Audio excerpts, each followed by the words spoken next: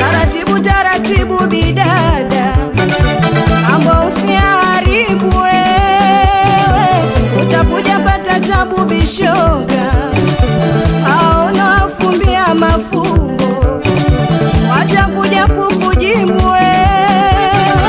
Taratibu taratibu bidada, mambo usiharibu wewe, utakuja pata tabu bishoga. Haona wafumbia mafumbo, watakuja kukujibu wewe. Umeokageuzwa jina anaitwa